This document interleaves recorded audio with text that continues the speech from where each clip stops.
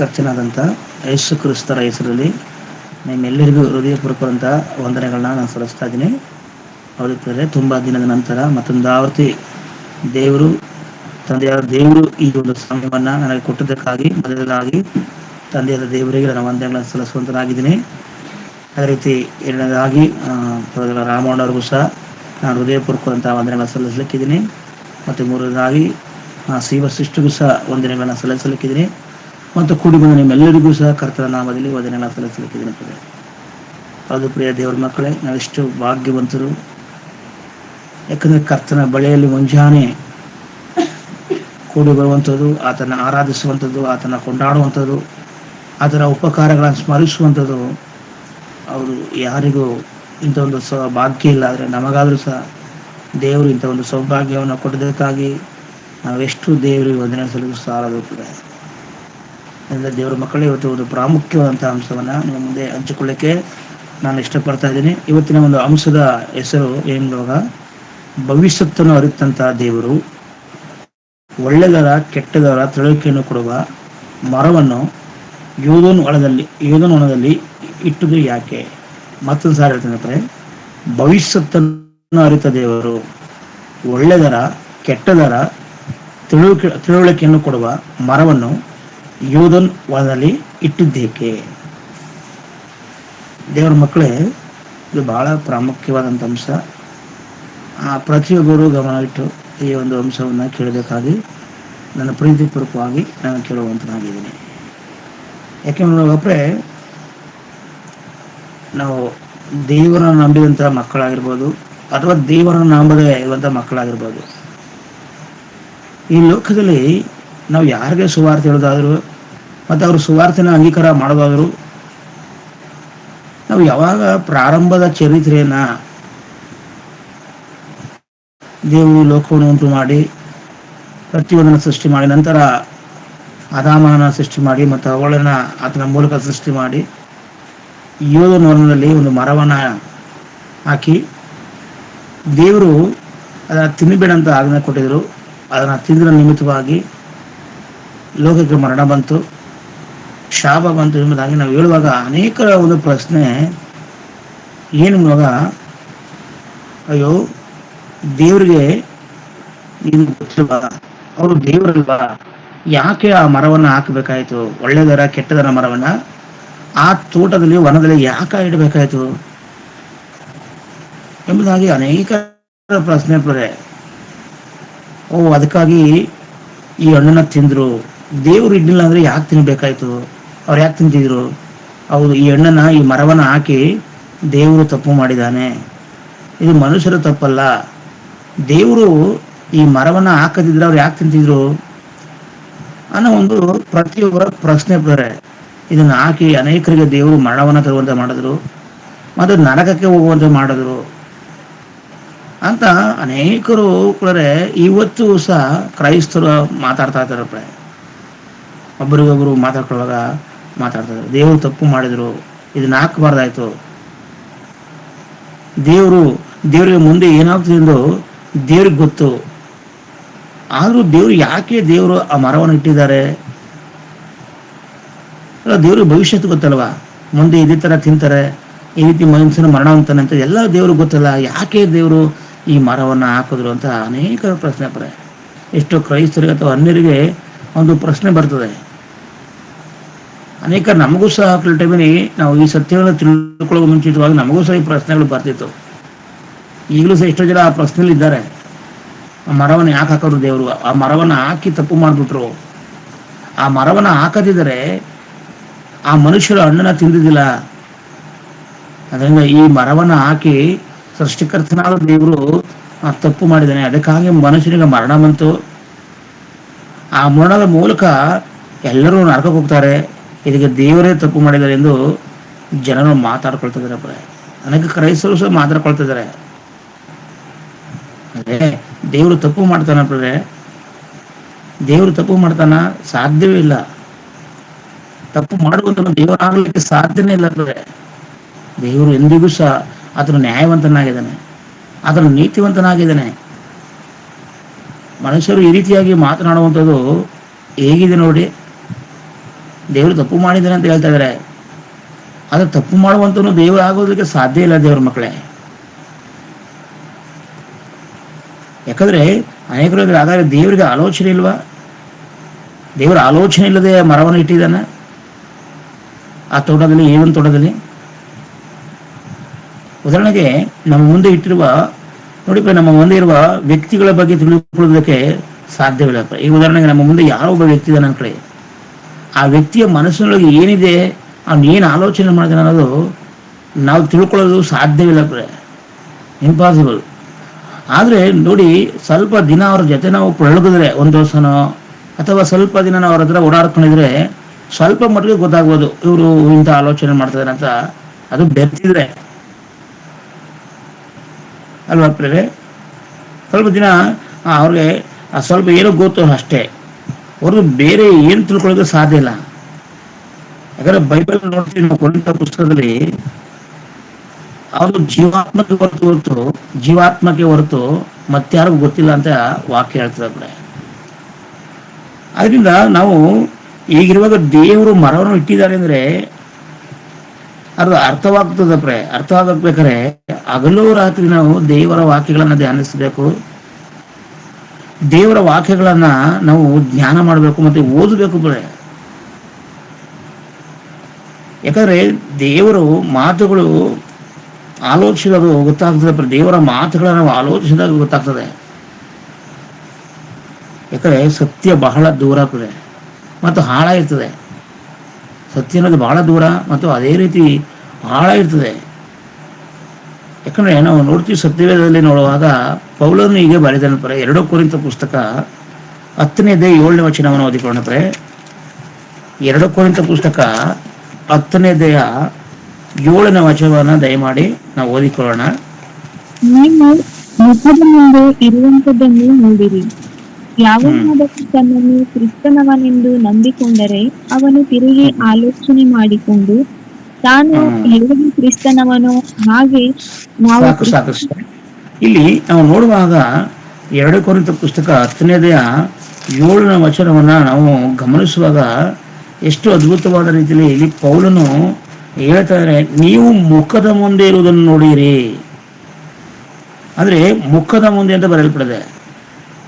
But ನಾವು Telugu Bible ನೋಡುವಾಗ ಸಂಗತಿಗಳನ್ನು ಅಂತ ಹೇಳ್ತಾರೆ. ಅಂದ್ರೆ ನಾವು ಯಾವಾಗಲೂ ಸಹ ಮುಖದ ಮುಂದೆ, ಇಲ್ಲಿ ಸಂಗತಿಗಳ ಮೇಲೆ ನಾವು ನೋಡ್ತಾ ಇದೀವಿ. ಬರೀ ಮುಖವನ್ನ ಮೇಲೆ ನೋಡಿದ್ರೆ ಗೊತ್ತಾಗಲ್ಲ. ಮತ್ತೆ ತೆಲುಗು ಬೈಬಲಲ್ಲಿ ಸಂಗತಿಗಳನ್ನ ಮೇಲೆ ನೋಡ್ತಾ ಇದ್ರೆ ಅಂದ್ರೆ ತಿಳಿತದೆ. ನಾವು ಮೇಲೆ ಹುಡುಕಿದ್ರೆ ಆಗಲ್ಲ ದೇವ್ರ ಮಕ್ಕಳೇ.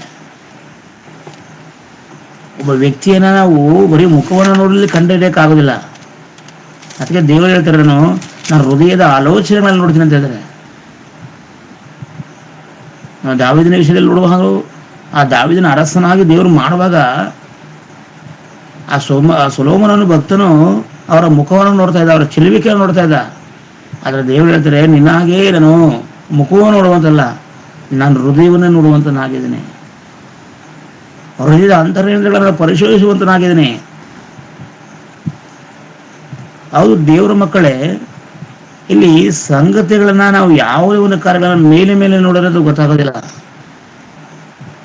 ಉದಾಹರಣೆಗೆ ಲೋಕದಲ್ಲಿ ಯಾವುದೇ ವಸ್ತುಗಳನ್ನು ತೆಗೆದುಕೊಂಡಾಗ ಎಷ್ಟು ನಾವು ಅದನ್ನ ಬಹಳ ಗಂಭೀರವಾಗಿ ಪರಿಶೋಧಿಸ್ತಿದ್ರೆ. ಈ ಉದಾಹರಣೆಗೆ ನಾವು ಮಾರ್ಕೆಟ್ಗೆ ಹೋಗುವಾಗ ಈಗ 1 ಕೆಜಿ ತರಕಾರಿ ಕೂಡ ಬಂದ್ಬಿಟ್ಟು ನಾವು ಮನಸ್ಸು ಬಂದಂತಲ್ಲ, ನಾವೇನ್ ಮಾಡ್ತೀವಿ, ಒಂದು ಟೊಮೊಟೊ ಪರೀಕ್ಷಿಸ್ತಿದ್ರೆ ಬಹಳ ಗಮನವಿಟ್ಟು ಅದನ್ನ ಅಂಕಿ, ಒಂದು ವೇಳೆ ಚೆನ್ನಾಗಿದೆಯಾ, ಒಂದು ವೇಳೆ ಕ್ಯಾರೆಟ್, ಬೀನ್ಸ್, ಯಾವುದೇ ಈ ತರ ಒಂದು ವಸ್ತುಗಳನ್ನ ನಾವು ಮಾರ್ಕೆಟ್ ತಗೊಳ್ಳುವಾಗ ಬಹಳ ಅದನ್ನ ಏನ್ಮೇಲೆ ಕ್ವಾಲಿಟಿನ ಚೆಕ್ ಮಾಡ್ತಿರ್ತಾರೆ. ಒಂದು ವೇಳೆ ಅದು ಚೆನ್ನಾಗಿಲ್ಲ ಅಂದ್ರೆ ನಾವು ಅದ್ರ ಕಡೆ ನಾವು ತಗೋದಿಲ್ಲ, ಅದನ್ನ ಗಮನಿಸೋದಿಲ್ಲ. ನಾವು ಮನೆಗೆ ತರುವಾಗ ಗಮನಿಸಲ್ಪಡ್ತೀವಿ. ಅದೇ ರೀತಿ ಒಂದು ಮೊಬೈಲ್ ತಗೊಳ್ಳುವಾಗ, ಟಿವಿ ತಗೊಳ್ಳುವಾಗ, ಯಾವುದೇ ಒಂದು ಫರ್ನಿಚರ್ ತಗೊಳ್ಳುವಾಗ ಬಹಳ ಆಳವಾಗಿ ನಾವು ಪರಿಶೋಧಿಸಿ ತುಂಬಾ ಆಲೋಚನೆ ಮಾಡ್ತೀವಿ. ದೇವರ ಮಕ್ಕಳೇ, ಸ್ವಲ್ಪ ಕಾಲ ಇದ್ದು ದಿನ ಅದು ನಶಿಸು ಹೋಗುತ್ತದೆ.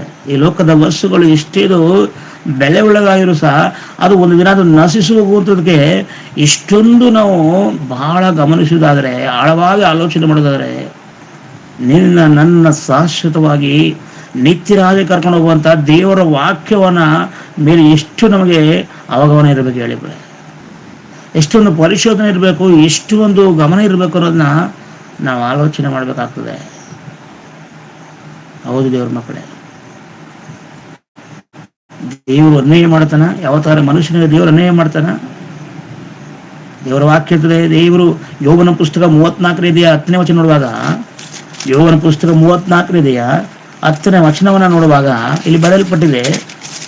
ದಯಮಾಡಿ ಓದಿ ಯೋಗನ ಪುಸ್ತಕ 34 10ನೇ ವಚನ. ಹೀಗಿರಲು ಬುದ್ಧಿವಂತರೇ ನನ್ನ ಮಾತುಗಳನ್ನು ಕೇಳಿರಿ. ದೇವರು ಕೆಟ್ಟದನ್ನು ಮಾಡನೆಂಬ ಯೋಚನೆಯು, ಸರ್ವಶಕ್ತನು ಅನ್ಯಾಯವನ್ನು ನಡೆಸನೆಂಬ ಭಾವನೆಯು ದೂರವಾಗಿರಲಿ. ಸಾಕಷ್ಟೇ ನೋಡಿ, ಎಷ್ಟು ಅದ್ಭುತವಾದ ರೀತಿಯಲ್ಲಿ ಯೋಗನ ಒಂದು ಪುಸ್ತಕದಲ್ಲಿ ಈ ರೀತಿಯಾಗಿ ಬರೆಯಲ್ಪಟ್ಟಿದ್ರೆ, ಈಗಿರಲು ಬುದ್ಧಿವಂತರೇ ನನ್ನ ಮಾತುಗಳನ್ನು ಕೇಳಿರಿ.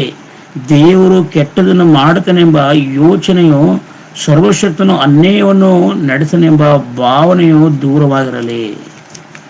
ದೇವರು ಎಂದಿಗೂ ಅನ್ಯಾಯ ಮಾಡುವಂತನಲ್ಲ ಪ್ರೇ. ದೇವರು ಅನ್ಯಾಯ ಮಾಡೋದಾದರೆ ದೇವರು ಎಲ್ಲರನ್ನ ಪ್ರೀತಿಸುವಂತನಾಗಿದ್ದಾನೆ ಪ್ರೇ. ಇವರು ಒಳ್ಳೆಯವರು, ಇವರು ಕೆಟ್ಟವರು, ಇವು ನನಗೆ ಬೇಕು ಬೇಡ ಅಂತ ದೇವರು ಎಲ್ಲರನ್ನ ಪ್ರೀತಿ ಮಾಡ್ತಾರೆ ಈ ಭೂಮಿಯಲ್ಲಿ ಪ್ರೇ. ದೇವರು ಅನ್ಯಾಯಕಾರನಾಗಿದ್ರೆ ಮತ್ತಾಯನ ಬರೋ ಸುವಾರ್ತೆ 5ನೇ ಅಧ್ಯಾಯ 44ರಿಂದ ನಾನು ಓದುವಾಗ, ಒಳ್ಳೆಯವರ ಮೇಲೆಯೂ ಕೆಟ್ಟವರ ಮೇಲೆಯೂ ಅದನ್ನು ಮಳೆನ ಸುರಿಸ್ತಾನಂತ ದೇವರು. ದೇವರು ಅನ್ಯಾಯಕಾರನಾಗಿದ್ರೆ ಯಾಕೆ ಈ ಭೂಮಿಯಲ್ಲಿ ನೋಡುವ ಎಲ್ಲರೂ ಸಹ ಪಾಪ ಮಾಡ್ತಿದ್ದಾರೆ, ಎಲ್ಲರೂ ಮೋಸ ಹೋದವ್ರೆ. ಅದು ಸಹ ದೇವರು ಪ್ರತಿಯೊಬ್ಬರಿಗೆ ಅವ್ರಿಗೆ ಬೇಕಾದ ಎಲ್ಲವನ್ನ ಈ ಭೂಮಿಯಲ್ಲಿ ಕೊಡ್ತಾರೆ ಅನ್ಕೊಂಡ್ರೆ, ದೇವರ ದೃಷ್ಟಿಯಲ್ಲಿ ದೇವರು ಎಲ್ಲರನ್ನ ಪ್ರೀತಿಸ್ತಾರೆ. ಎಲ್ಲರನ್ನ ದೇವರು ಆತನ ಪ್ರೀತಿಸುವಂತನಾಗಿದೆ. ಎಲ್ಲರೂ ಸಹ ನಾವು ಆ ದೇವರ ಮಕ್ಕಳಾಗಿದ್ದೀವಿ. ದೇವರ ಮಕ್ಕಳಾಗಿದ್ದೀವಿ. ಇದರಿಂದ ದೇವರು ಪ್ರತಿಯೊಬ್ಬರನ್ನ ಪ್ರೀತಿಸ್ತಾನೆ, ಆತನ ಅನ್ಯಾಯ ಮಾಡುವಂತನಲ್ಲ. ಅದೇ ರೀತಿ ನಮ್ಮಲ್ಲೂ ಸಹ ನಾವು ಸಹ ನಿಜವಾಗ್ಲೂ ದೇವರ ಮಕ್ಕಳಾಗಿರೋದಾದ್ರೆ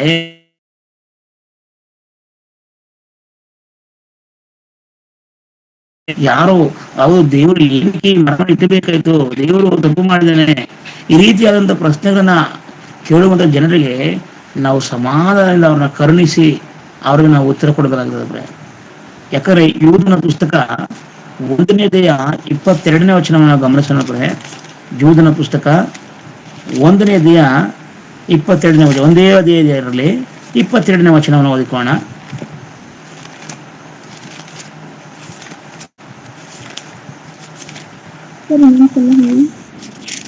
ಯೂದ 1ನೇ ಅಧ್ಯಾಯ 22ನೇ ವಚನ.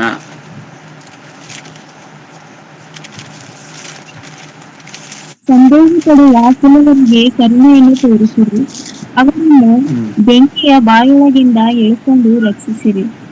ಕೆಲವರನ್ನು ಸಾಕು ಸಿಸ್ಟರ್. ಸಂದೇಹ ಪಡುವ ಕೆಲವರಿಗೆ ಕರುಣೆಯನ್ನು ತೋರಿಸಿರಿ. ನಾವು ಕರುಣೆಯನ್ನು ತೋರುವಂತರಾಗಬೇಕು. ಯಾರು ಸಂದೇಹ ಪಡ್ತಾರೆ, ಯಾರು ಅನುಮಾನ ಪಡ್ತಾರೆ, ಅವರಿಗೆ ನಾವು ಸಮಾಧಾನವನ್ನು ಕರುಣಿಸಬೇಕಂತ ಇರ್ತದೆ. ಮತ್ತೆ ಅವರನ್ನು ಬೆಂಕಿಯ ಬಾಯಿಯಿಂದ ಎಳೆದುಕೊಂಡು ರಕ್ಷಿಸಿರಿ. ಯಾರು ಸಂದೇಶ ಪಡ್ತಾರೆ, ಯಾರು ಅನುಮಾನ ಪಡ್ತಾರೆ ವಾಕ್ಯ ವಿಷಯದಲ್ಲಿ, ಅವ್ರನ್ನ ಕರುಣಿಸಿ ಅವರು ಸಮಾಧಾನವಾಗಿ ಅವ್ರನ್ನ ನಾವು ರಕ್ಷಣೆ ಮಾರ್ಗದಲ್ಲಿ ನಡೆಸಬೇಕಾಗ್ತದೆ. ಯಾಕಂದ್ರೆ ನಾವು ಯಾವಾಗಲೂ ಸಹ ದೇವರ ಉದ್ದೇಶವನ್ನ ತಿಳಿದುಕೊಳ್ಳೋಣ.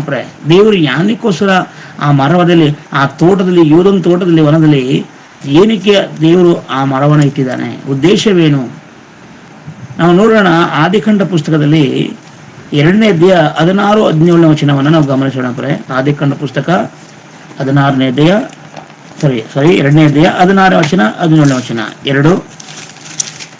ಇದರಲ್ಲಿ ಯೆಹೋವ ದೇವರು ಆ ಮನುಷ್ಯನಿಗೆ, ನೀನು ತೋಟದಲ್ಲಿರುವ ಎಲ್ಲಾ ಮರಗಳ ಹಣ್ಣುಗಳನ್ನು ಎಚ್ಚೆತ್ತವಾಗಿ ತಿನ್ನಬಹುದು, ಒಳ್ಳೆದರ ಕೆಟ್ಟದರ ಅರಿವನ್ನು ಹುಟ್ಟಿಸುವ ಮರದ ಹಣ್ಣನ್ನು ಮಾತ್ರ ತಿನ್ನಬಾರದು, ತಿಂದ ದಿನ ಸತ್ತೇ ಹೋಗುವಿ ಎಂದು ವಿಧಿಸಿದನು.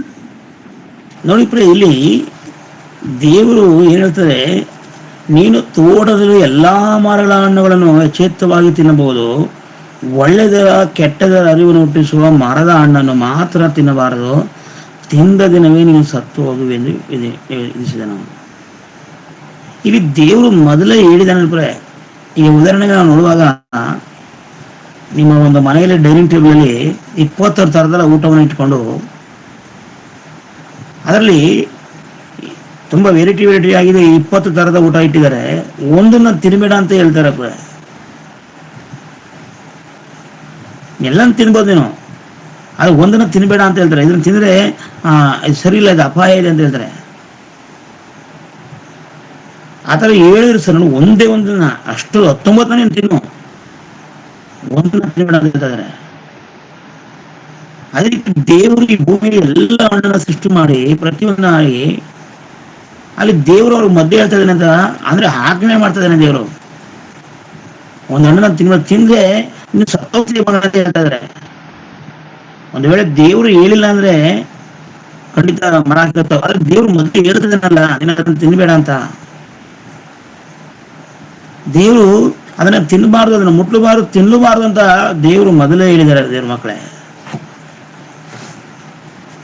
ದೇವರು ಮರದ ವಿಷಯದಲ್ಲಿ ಮೊದಲೇ ಎಚ್ಚರಿಕೆ ಕೊಟ್ಟಿದ್ದಾರಲ್ವಾ, ಎಚ್ಚರಿಕೆ ಕೊಟ್ಟಿದ್ದಾರೆ. ದೇವರು ಆತನು ಭವಿಷ್ಯತನ ಅರಿತಾತನು, ಅದನ್ನು ಎಲ್ಲವನ್ನ ತಿಳಿದಾತನು. ದೇವರಿಗೆ ಹೇಳ್ತಾನೆ, ನೀನು ಎಲ್ಲ ಮರದ ಹಣ್ಣ ಎಚ್ಚೆತ್ತವಾಗಿ ತಿನ್ನು, ನೀನು ಇಷ್ಟ ಬಂದಾಗ ತಿನ್ನು, ಆದ್ರೆ ಈ ಮರದ ಹಣ್ಣ ನೀನು ತಿನ್ಬೇಡ, ತಿಂದರೆ ಏನಾಗ್ತ ನೀನು ಸತ್ತು ಹೋಗ್ತೀಯಾ ಅಂತ ದೇವರು ಮೊದಲೇ ಹೇಳಿದಾನೆ. ದೇವರು ಆಜ್ಞೆ ಕೊಟ್ಟಿದ್ದಾರೆ. ಆದಿಕಾಂಡ 3ನೇ ಅಧ್ಯಾಯ 11ನೇ ವಚನದಲ್ಲಿ ನೋಡಿ, ಆದಿಕಾಂಡ 3ನೇ ಅಧ್ಯಾಯ 11ನೇ ವಚನದಲ್ಲಿ ನೋಡಿ. ಅದಕ್ಕಾತನು, ನೀನು ಬೆತ್ತಲೆಯಾಗಿತ್ತು ಎಂದು ನಿನಗೆ ತಿಳಿಸಿದವರ್ಯಾರು? ನಿನ್ನ ತಿನ್ನಬಾರದೆಂದು ನಾನು ನಿನಗೆ ಆಜ್ಞಾಪಿಸಿದ ಮರದ ಹಣ್ಣು ತಿಂದಿಯಾ ಎಂದು ಕೇಳಲು, ಆ ಮನುಷ್ಯನು, ನನ್ನ ಜೊತೆಯಲ್ಲಿರುವುದಕ್ಕೆ ನೀನು ಕೊಟ್ಟ ಸ್ತ್ರೀಯು ಆ ಮರದ ಹಣ್ಣನ್ನು ನನಗೆ ಕೊಟ್ಟಳು, ನಾನು ತಿಂದೆ. ಸಾಕು ಇಲ್ಲಿ ಅಂದ್ರೆ ಇವರು ಹಣ್ಣನ್ನ ತಿಂದ್ಬಿಟ್ಟಿದ್ದಾರೆ. ಅಂದ್ರೆ ದೇವರ ಆಜ್ಞೆಯನ್ನ ನಿರಾಕಾರ ಮಾಡಿದಾರಪ್ಪ ಅವರು. ದೇವ್ರು ಏನನ್ನ ಮಾಡ್ಬೇಡ ಅಂತ ಹೇಳಿದ್ರು ಅದನ್ನ ಏನ್ ಮಾಡಿದ್ರೆ ಸೈತಾನ್ಗೆ ಒಳಗಾಗಿ ಹಣ್ಣನ್ನ ತಿಂದಿದ್ದಾರೆ. ತಿಂದು ಆಜ್ಞೆ ಕೊಟ್ಟಿದ್ದಾರೆ ದೇವರು, ಅದನ್ನ ತಿಂದಿದ್ದಾರೆ. ನಂತರ ಶಾಪ ಬಂದು ನಾವು ನೋಡ್ತೀವಿ. ಪುರುಷನಿಗೊಂಥರ ಶಾಪ, ಆಳುವಂತರ ಶಾಪ, ಸ್ತ್ರೀಗೊಂಥರ ಶಾಪ ಬಂದಿದೆ. ಇಲ್ಲಿ ಆ ತಿನ್ನದೇ ಇರುವುದು ತಪ್ಪ ಅಥವಾ ಮರವನ್ನು ಹಾಕಿದವರು ತಪ್ಪ? ಆಲೋಚನೆ ಮಾಡಕ್ಕೆ. ತಿಂದಂತ ವ್ಯಕ್ತಿಗಳು ತಪ್ಪ ಅಥವಾ ಮರವನ್ನ ಹಾಕಿದವರು ತಪ್ಪ? ಆಲೋಚಿಸಬೇಕು. ಅದರಿಂದ ತಿಂದೇ ತಪ್ಪು. ಆಗ ಮೊದಲೇ ದೇವರು ಹೇಳಿದಾರಲ್ವಾ, ನೀನ್ ತಿನ್ಬೇಡ ಅಂತ ದೇವರು ಮೊದಲೇ ಹೇಳಿದಾರಲ್ವಾ. ಯಾಕೆ ದೇವರು ಹಾಕಿದರು? ದೇವರು ಮರವನ್ನ ಯಾಕೆ ಹಾಕಿದರು? ನಾವೆಲ್ಲರೂ ದೇವರಿಂದ ಬಂದವರು. ಈ ಭೂಮಿ ಮೇಲೆ ಇರುವಂತ ಪ್ರತಿಯೊಬ್ಬ ಮನುಷ್ಯನು ದೇವರಿಂದ ಬಂದಂತವ್ರು. ಈಗ ನೋಡಿ, ಉದಾಹರಣೆಗೆ ಒಂದು ನಾಯಿ ಇರ್ತದೆ. ಆ ನಾಯಿ ಮರಿಯನ್ನು ಹಾಕಿದಾಗ ಏನ್ ಮಾಡ್ತೀವಿ? ನಾಯಿ ಮರಿ ಅಂತ ಹೇಳ್ತೀವಿ. ಒಂದು ವೇಳೆ ಆನೆ ಒಂದು ಮರಿಯನ್ನು ಹಾಕಿದಾಗ ಆನೆ ಮರಿ ಅಂತ ಹೇಳ್ತೀವಿ. ಅದರಿಂದ ನಾವೆಲ್ಲರೂ ದೇವರಿಂದ ಬಂದ ದೇವರ ಮಕ್ಕಳೇ. ಯಾಕಂದ್ರೆ ನಾವು ಯೋಹಾನದಲ್ಲಿ ನೋಡ್ತೀವಿ, 10ನೇ ಅಧ್ಯಾಯ 30ನೇ ವಚನದಲ್ಲಿ, ಯೋಹಾನನ ಬರೆದ ಸುವಾರ್ತೆ 10ನೇ ಅಧ್ಯಾಯ 34ನೇ ವಚನ ಓದಿಕೊಂಡ. ಯೋಹಾನ 10ನೇ ಅಧ್ಯಾಯ. ಅದಕ್ಕೆ ಯೇಸು, ನೀವು ದೇವರುಗಳೇ ಎಂದು ನಾನು ಸಕಪುರುಷನಾದ ಯೇಸುನೇ, ಅದಕ್ಕೆ ನೀವು ದೇವರುಗಳೇ ಅಂದ್ರೆ ನಾವು ದೇವರಿಂದ ಬಂದಂತಹ ಮಕ್ಕಳು, ನಾವು ದೇವರುಗಳು. ದೇವರ ವಾಕ್ಯದ ಪ್ರಕಾರ ಜೀವಿಸುವಾಗ, ದೇವರ ಆಲೋಚನೆ ಪ್ರಕಾರ ಬದುಕುವಾಗ, ನಾವು ದೇವರಾಗಿ ನಾವು ಜೀವಿಸುವಾಗ ಖಂಡಿತ ನಾವು ದೇವರುಗಳೇ. 82ನೇ ಕೀರ್ತನೆ 6ನೇ ವಚನದಲ್ಲೂ ಬರೆಯಲ್ಪಟ್ಟಿದೆ ನೋಡಿ. 82ನೇ ಕೀರ್ತನೆ 6ನೇ ವಚನವನ್ನು ಗಮನಿಸೋಣ.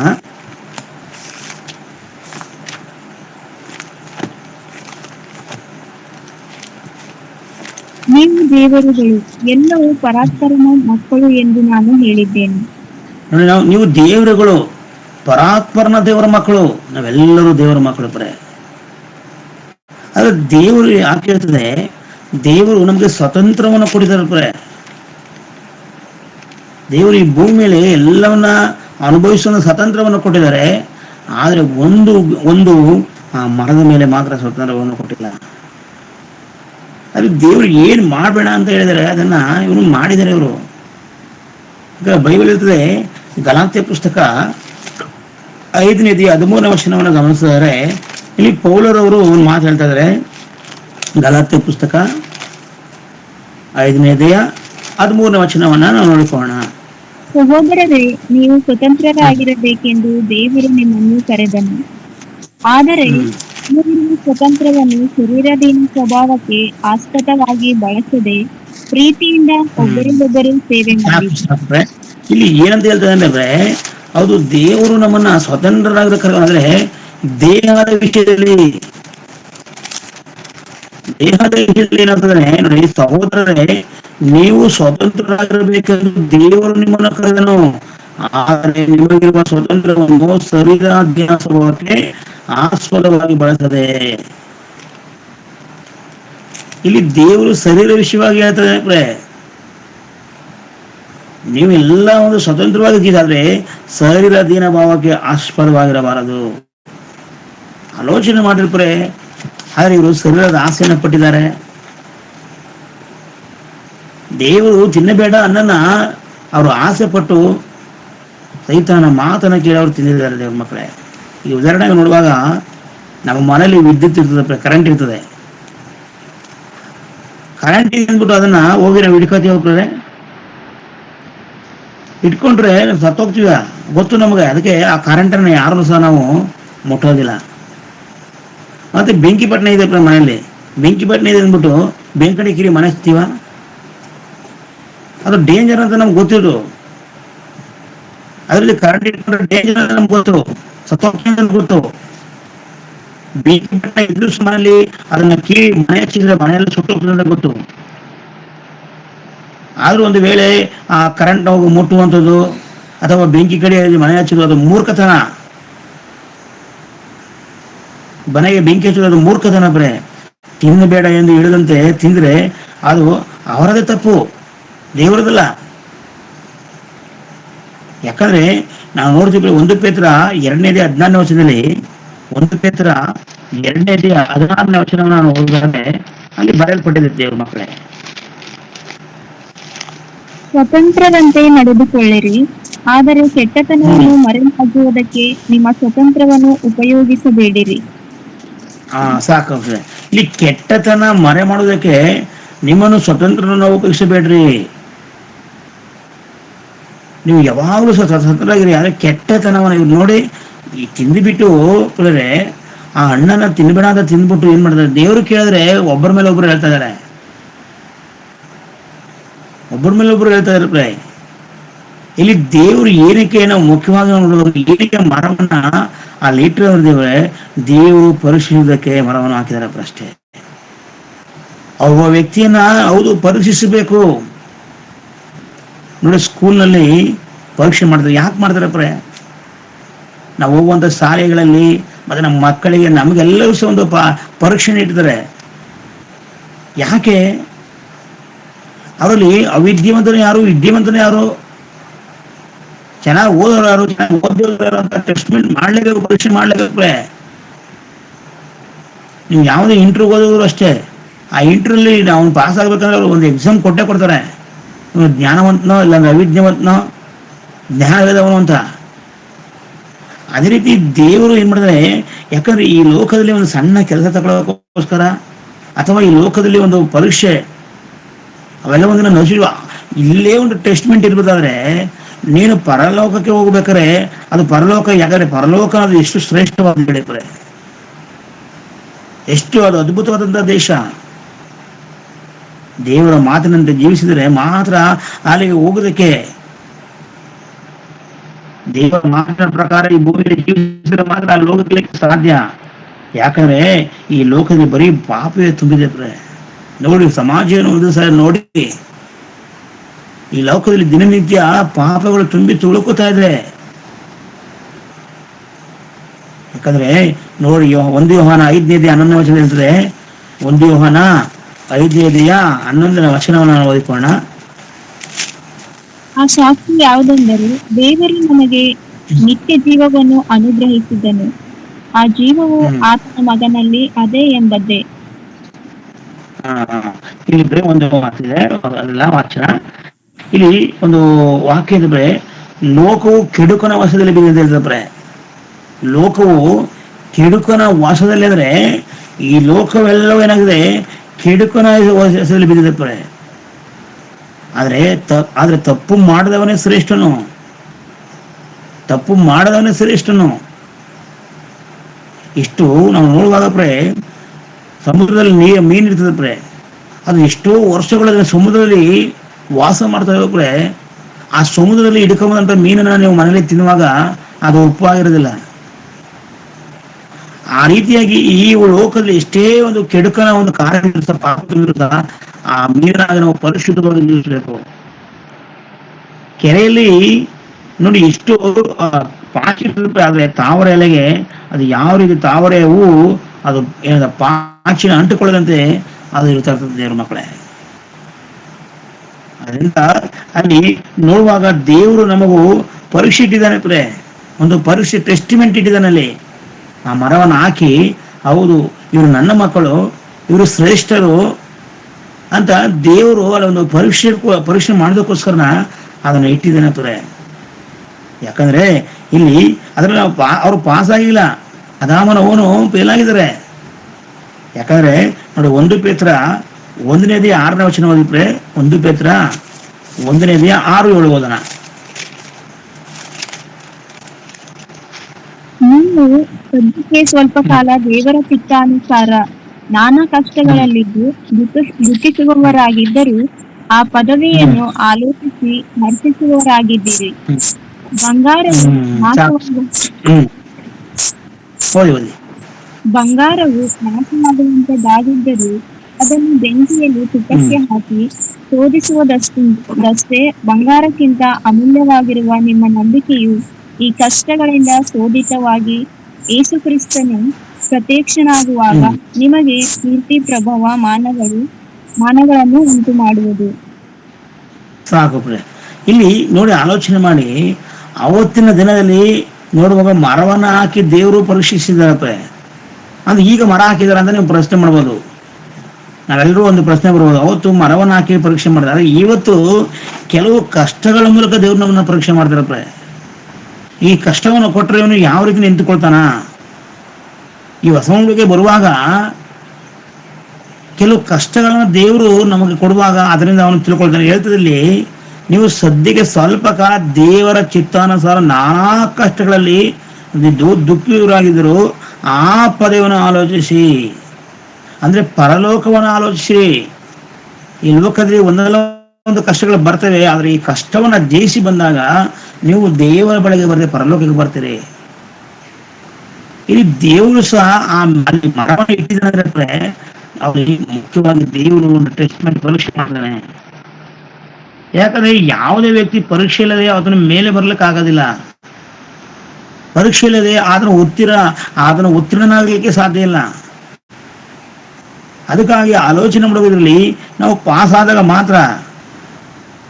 ಉದಾಹರಣೆಗೆ ನಾವು ನೋಡ್ತಿದ್ರೆ, ಈ ಲೋಕದಲ್ಲಿ 100 ಒಂದು ಗೌರ್ಮೆಂಟ್ ಕೆಲಸ ಇದೆ ಅಂದ್ರೆ 100 ಜನರಿಗೆ ಕೆಲಸ ಇದೆ ಅಂದ್ರೆ ಅದಕ್ಕೆ ಸಾವಿರಾರು ಜನರು ಏನ್ ಮಾಡ್ತಾರೆ, ಇಂಟರ್ವ್ಯೂ ಆಗ್ತಾರೆ, ಇಂಟರ್ವ್ಯೂ ಅಪ್ಲಿಕೇಶನ್ ಹಾಕ್ತಾರೆ. ಇರೋದು 100 ಕೆಲಸ 100 ಜನರಿಗೆ ಮಾತ್ರ, ಅದ್ರ ಅಪ್ಲಿಕೇಶನ್ ಬಂದಿರೋದು 1000. ಈಗ 100 ಜನರನ್ನ ಅವ್ರು ತಗೊಳ್ಬೇಕಂದ್ರೆ ಎಷ್ಟೋ ಫಿಲ್ಟರ್ ಮಾಡ್ತಾರೆ. ಅನೇಕರಿಗೆ ಒಂದು ಎಕ್ಸಾಮ್ ಕೊಡ್ತಾರೆ, ಅನೇಕರಿಗೆ ಮೆಡಿಕಲ್ ಚೆಕ್ ಮಾಡ್ತಾರೆ, ಎಲ್ಲ ಚೆಕ್ ಮಾಡಿ ಲಾಸ್ಟ್ಗೆ ಆ 100 ಜನರಿಗೆ ಮಾತ್ರ ಆ ಕೆಲಸ. ಇದರಲ್ಲಿ ನೋಡುವ 900 ಸುಮಾರು ಜನ 900 ಜನ ಅವರು ಫೇಲ್ ಆಗ್ತಾರೆ, ಪಾಸ್ ಆಗ್ತಿಲ್ಲ ಅವರು, ಫಿಲ್ಟರ್ ಮಾಡಿ. ಅದೇ ರೀತಿಯಲ್ಲಿ ದೇವರು ಪರೀಕ್ಷೆ ಮಾಡ್ತಾರೆ. ನಿತ್ಯ ಜೀವಕ್ಕೆ ಸೇರುವ ನಮಗೂ ಈ ಭೂಮಿಯಲ್ಲಿ ಪರೀಕ್ಷೆ ತಪ್ಪದು ಹೇಳಿ. ಆ ನಿತ್ಯ ಜೀವನ ಸುಮ್ಮನೆ ಕೊಡ್ಬಿಡ್ತಾರೆ, ಪರಲೋಕನ ಸುಮ್ಮನೆ ಕೊಡೋಕ್ಕಾಗ್ತದ? ಈ ಭೂಮಿಲಿ ಹುಡ್ತೆ, ಮನಸ್ಸು ಬಂದಾಗ ಜೀವಿಸ್ತೆ, ಸುಮ್ಮನೆ ಕೊಡ್ಬಿಡ್ತಾರೆ ಪರಲೋಕವನ್ನ? ಇಲ್ಲ ಪ್ರೇ, ಆ ಪರಲೋಕಕ್ಕೆ ನಾವು ಹೋಗ್ಬೇಕಂದ್ರೆ ಈ ಲೋಕದಲ್ಲಿ ದೇವರು ಮಾಡ್ತಾರೆ ಪ್ರೇ. ಈ ಭೂಮಿಲಿ ಒಂದು ಕೆಲಸ ತಗೋಬೇಕಾದ್ರೆ ಪರೀಕ್ಷೆ, ನಿಮ್ಮ ಮಕ್ಕಳಿಗೆ ಒಂದು ಪರೀಕ್ಷೆ ಮಾಡ್ತಾರೆ. ಇದೆಲ್ಲ ಈ ಭೂಮಿಲಿ ಬೇಕಾದ್ರೆ ಆ ಶಾಶ್ವತವಾಗಿರುವಂತಹ ಲೋಕ ಹೋಗ್ಬೇಕಾದ್ರೆ ಪರೀಕ್ಷೆ ಬೇಡವಾ? ಆಲೋಚಿಸಿಕೊಳ್ಳದೆ ದೇವರು ಆ ಉದ್ದೇಶದಿಂದಲೇ ದೇವರಿಗೆ ಮುಂದೆ ಎಲ್ಲ ಪರಿಸ್ಥಿತಿ ಗೊತ್ತು. ಅವನು ಪಾಪ ಮಾಡ್ತಾನೆ ಅಂತ ದೇವರು ಎಲ್ಲವೂ ಗೊತ್ತು. ಆದ್ರೆ ದೇವರು ಏನ್ ಮಾಡ್ತಾರೆ, ಒಂದು ಪರೀಕ್ಷೆ ಇಟ್ಟಿದ್ದಾರೆ ಪ್ರೇ. ಇದರಲ್ಲಿ ತೇರುಗಳಾದವರು ಮಾತ್ರ ಪರಲೋಕಕ್ಕೆ ಬರಲಿಕ್ಕೆ ಸಾಧ್ಯ ಪ್ರೇ. ಯಾಕಂದ್ರೆ ಇಲ್ಲಾಂದ್ರೆ ನಾವು ನೋಡ್ತಿದ್ವಿ ದೇವ್ರ ಮಕ್ಕಳೇ, ನಾವು ಒಂದು ವೇಳೆ ಎಲ್ಲರೂ ಪರಲೋಕ ಹೋದಂತ ಹೇಳ್ಕೊಳ್ಳಿ, ಎಲ್ಲರೂ ಇಲ್ಲಿ ಭೂಮಿ ಮೇಲೆ ಹುಟ್ಟಿದ್ದಾರೆ, ಎಲ್ಲರೂ ಪರಲೋಕ ಹೋದ್ರು, ಎಲ್ಲರೂ ಪರಲೋಕ ಹೋದಾಗ ದೇವರು ನೋಡಿ, ನಾನು ಮರವನ್ನ ಹಾಕಿದ್ರೆ ನೀವು ಯಾರು ಸಹ ಅದರಲ್ಲಿ ಪಾಸ ಆಗ್ತಿಲ್ಲ, ನಾನು ಮರವನ್ನ ಹಾಕಿದ್ರೆ ಎಲ್ಲರೂ ನೀವು ಬಂದಿದ್ರಿ ಅಂತ ದೇವ್ರು ಹೇಳಿದ್ರಂತೆ. ಮನುಷ್ಯ ಏನಂತ ಗೊತ್ತಾ, ಇಲ್ಲ ದೇವ್ರೇ ನೀವು ಹಾಕ್ಬೇಕಾಯ್ತು, ನೀವು ಹಾಕಿದ್ರೆ ನಾವು ಖಂಡಿತವಾಗಿ ಏನ್ ಮಾಡ್ತಿದ್ದೋ ನಾವು ಪಾಸಾಗಿ ಬಂದೇ ಬರ್ತಿದ್ದ ಅಂತ ಹೇಳ್ತಾರೆ. ದೇವರ ಮೇಲೆ ತಪ್ಪು ಹೊರಿಸ್ತಾರೆ. ಯಾವ ರೀತಿ ಆದಾಮನಿಗೆ ನೀನು ಯಾಕೆ ಅಂತಂದಾಗ ಅವನು ಒಪ್ಕೊಳ್ಳಿಲ್ಲ, ದೇವ್ರ ಮೇಲೆ ಹಾಕದ. ಏನಂತ, ನೀನು ಕೊಟ್ಟ ಸ್ತ್ರೀ ಅವನನ್ನು ಒತ್ತಿಷ್ಟು ದೇವ್ರ ಮೇಲೆ ತುಪ್ಪ ಹಾಕ್ಬಿಡ್ತಿದ್ರು. ಅದಕ್ಕೆ ದೇವ್ರ ಏನ್ ಮಾಡಿದ್ರು ಗೊತ್ತಿತ್ತು, ದೇವ್ರಿಗೆ ಭವಿಷ್ಯತ್ ಗೊತ್ತಿತ್ತು, ಎಲ್ಲರೂ ಪರಲೋಕ ಬಂದು ನೀನು ಹಾಕ್ಬೇಕಾಯ್ತು ಅಂತ ಆವಾಗ ಹೇಳ್ತೀನಿ. ಅದಕ್ಕೆ ದೇವ್ರು ಏನ್ ಮಾಡಿದ್ರು, ಈ ಭೂಮಿಯಲ್ಲೇ ಏನ್ ಮಾಡಿದ್ರು, ಈ ಮರವನ್ನು ಹಾಕಿದ್ರು. ಈ ಭೂಮಿಯಲ್ಲೇ ದೇವರು ಅವ್ರನ್ನ ಟೆಸ್ಟ್ಮೆಂಟ್ ಮಾಡಿದ್ರು. ಅರ್ಥ ಆಯ್ತದೆ. ಅದಕ್ಕಾಗಿ ದೇವರು ನಿಜವಾಗ್ಲೂ ಪರೀಕ್ಷಿಸ್ತಾರೆ ದೇವ್ರ ಮಕ್ಕಳೇ. ನೋಡಿ, 1 ತಿಮೋತಿ ಪುಸ್ತಕ 3ನೇ ಅಧ್ಯಾಯ 10ನೇ ವಚನ ಓದಿ. 1 ತಿಮೋತಿ ಪುಸ್ತಕ 3ನೇ ಅಧ್ಯಾಯ 10ನೇ ವಚನವನ್ನು ನೋಡೋಣ. ಅವರು ಮೊದಲು ಪರೀಕ್ಷಿಸಲ್ಪಡಬೇಕು, ತರುವಾಯ ಅವರ ಮೇಲೆ ತಪ್ಪು ಹೊರಿಸದಿದ್ದರೆ ಮಹಾಸೇವಕನ ಉದ್ಯೋಗವನ್ನು ನಡೆಸಲಿ. ನೋಡಿ ಎಷ್ಟು ಅದ್ಭುತವಾಗಿ ಇಲ್ಲಿ 1 ತಿಮೋತಿ 3ನೇ ಅಧ್ಯಾಯ 10ನೇ ವಚನ ಹೇಳ್ತದೆ, ಮೊದಲು ಅವರು ಮೊದಲು ಪರೀಕ್ಷಿಸಲ್ಪಡಬೇಕು. ಅಂದ್ರೆ ಇಲ್ಲಿ ಸಭಾಧ್ಯಕ್ಷನು ಒಂದು ಸಭೆಯನ್ನ ನಡೆಸೋನಾಗಬೇಕಂದ್ರೆ, ಮೊದಲು ಒಂದು ಸೇವಕನಾಗಬೇಕಾದ್ರೆ ಅವನು ಪರೀಕ್ಷೆನ ಇರ್ಬೇಕು. ಇವತ್ತು ನೋಡಿ ಪ್ರೇ, ಅನೇಕ ಸಭೆಗಳಲ್ಲಿ ಏಕದೊಂದು ಪಾಸ್ಟರ್ಗಳಾಗ್ಬಿಟ್ಟಿದ್ದಾರಪ್ಪ. ಆದ್ರೆ ನೋಡಿ, ಇವತ್ತು ನಮ್ಮ ಒಂದು ನೋಡುವಾಗ ರಾಮಸರು ಸುಮ್ಮನೆ ಅವನ್ನ ಪಾಸ್ಟ್ ಮಾಡಲ್ಲ, ಸುಮ್ಮನೆ ಅವನಿಗೆ ಸ್ವಾರ್ಥ ಕೊಡಲ್ಲ, ಎಕ್ಸಾಮ್ ಇಡ್ತಾರೆ, ವಾಕ್ಯಗಳನ್ನ ಕಲಿಸ್ತಾರೆ, ಬೈಬಲ್ ಇರುವಂತ ಪ್ರತಿಯೊಂದು ಸತ್ಯವನ್ನ ತಿಳಿಸಿದ ನಂತರ ಮೊದಲಾಗಿ ಡಿಪ್ಲೊಮಾ ಮಾಡಿ, ನಂತರ ನೋಡುವ BTech ಮಾಡಿ, ನಂತರ MTech ಮಾಡ್ತಾರೆ. ಯಾಕಂದ್ರೆ ಅವನು ಆ ಒಂದು ಬೈಬಲ್ ಅಲ್ಲಿ ಪರಿಮಿತನಾಗಿರ್ಬೇಕು, ಯಾರೇ ಪ್ರಶ್ನೆ ಕೇಳಿದ್ರು ಉತ್ತರ ಇಡುವಂತ ವ್ಯಕ್ತಿ ಆಗಬೇಕು. ಇಲ್ಲಿ ಸಭಾಪಾಲಕನಾಗಬೇಕಾದ್ರೆ ಅವನು ಮೊದಲು ಪರೀಕ್ಷಿಸಲ್ಪಡ್ಬೇಕಂತ ಹೇಳ್ತಾರೆ. ಯಾಕಂದ್ರೆ ಇಲ್ಲಿ ಅವರ ಮೇಲೆ ಯಾರು ತಪ್ಪು ಎಸಗಿದರೆ ಸಭಾಪಾಲಕರ ಉದ್ಯೋಗವನ್ನು ನಡೆಸಲಿ. ಹೌದು ಪ್ರೇ, ಪ್ರತಿಯೊಬ್ಬರನ್ನ ಪರೀಕ್ಷಿಸ್ತಾರೆ ದೇವ್ರ ಪ್ರೇ. ಯಾಕಂದ್ರೆ ನೋಡುವಾಗ ದೇವ್ರ ಮಕ್ಕಳೇ ಇಲ್ಲಿ ಪರೀಕ್ಷೆ ಆಗಬೇಕಾಗಿದೆ. ಅದೇ ರೀತಿ ಈಗಿನ ಕಾಲದಲ್ಲಿ ದೇವರು ಕೆಲ ಕಷ್ಟಗಳನ್ನು ಕೊಡ್ತಾರೆ. ಆ ಕಷ್ಟಗಳನ್ನ ದೇವರು ಎಷ್ಟು ಕಷ್ಟ ಕೊಡ್ತಾರೆ. ಆಲೋಚನೆ ಮಾಡ್ರಿ. 1 ಕೊರಿಂಥ ಪುಸ್ತಕ 10ನೇ ಅಧ್ಯಾಯ 13ನೇ ವಚನ ಓದಿಕೊಳ್ಳೋಣ. 1 ಕೊರಿಂಥ ಪುಸ್ತಕ 10ನೇ ಅಧ್ಯಾಯ 13ನೇ ವಚನ ಓದಿಕೊಳ್ಳೋಣ.